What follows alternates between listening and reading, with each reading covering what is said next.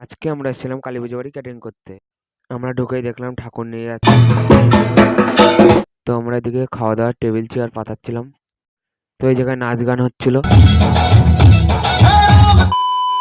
তো আমরা এদিকে নিয়ে নিলাম জিলাপি। তো চলো খেয়ে দেখা যাক কেমন লাগে। জিলাপিটা বেশ গরম ছিল, বেশ সুন্দর খেতে। তারপর সায়ন নিল টেস্ট করার জন্য জিলাপিটা।